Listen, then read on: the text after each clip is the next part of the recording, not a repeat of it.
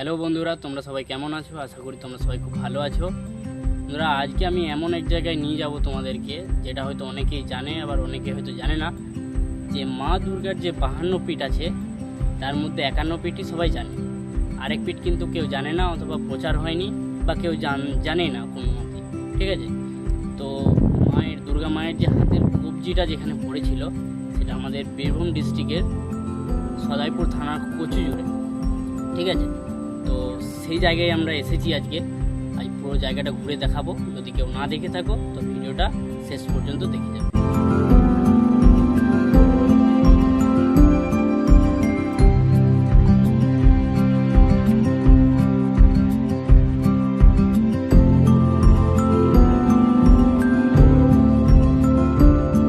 এখানে গাছগুলো দেখতে পাচ্ছ, অনেক পুরাতন গাছ। আমরা এখন চলে এসেছি সেই মন্দিরে। তো চলো মন্দিরটা ঘুরে দেখি। এসো।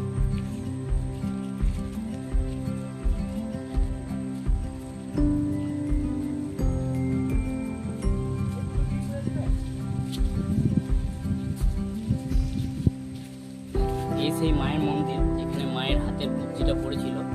তো এখনো মন্দিরটা পুরোপুরি কাজ সম্পূর্ণ শেষ হয়নি, কাজ চলছে। আসুন ভিতরে দেখা।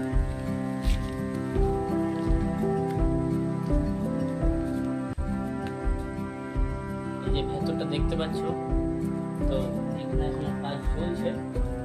এই যে মায়ের মন্দির, এখানে মাকে স্থাপিত করা হবে। ঠিক আছে, দেখো।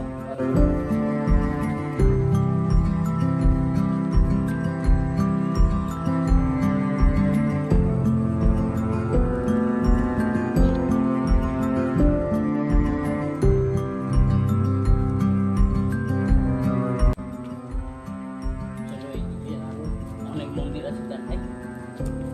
এসো, বেঁচে বেঁচে এসো আমার।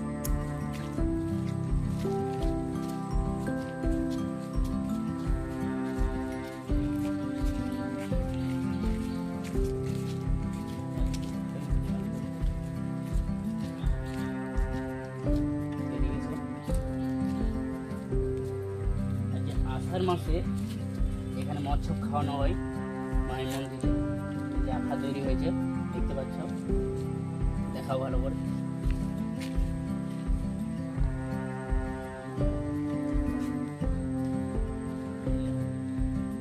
এদিকে এসো।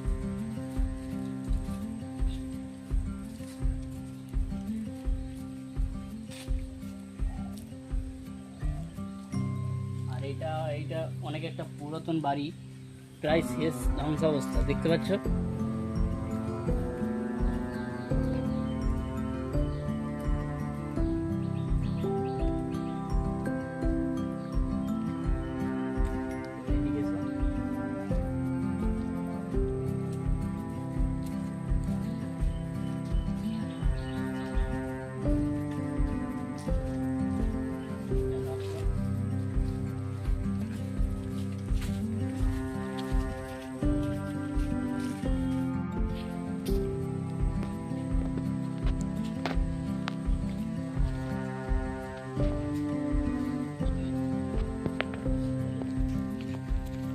এবার আমরা নিয়ে যাবো আমাদের মহাদেবের কাছে।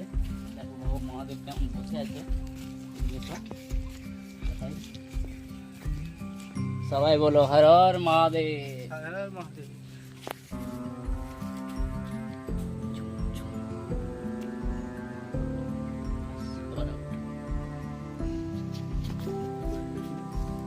এখানে মন্দির আছে, আর এই যে দুটো সমাধিও আছে, দেখো। জানি না কার, নামটাম কিছু দেওয়া নেই।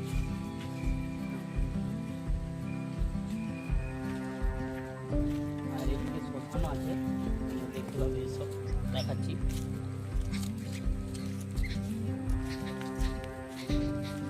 আর এখানে একটা নতুন মনে হয় কেউ মারা গেছে, সমাধি দিয়েছে এখানে। আর এই যে সামনে শ্মশান, এই সেই শ্মশান। আর এটা কচুজোর যে অ্যাসপন ড্যাম আছে, ড্যাম্পের নিচের দিকে আছে। যদি কেউ না দেখে থাকো তাহলে অবশ্যই এসে দেখে যাবেন। খুবই ভালো জায়গা আর খুবই শান্তিপূর্ণ জায়গা। এখানে আসলেই বুঝতে পারবেন যে না, সত্যি বীরভূমের বুকে এমন এক জায়গা আছে, এটা খুব খুবই শান্তিদায়ক জায়গা।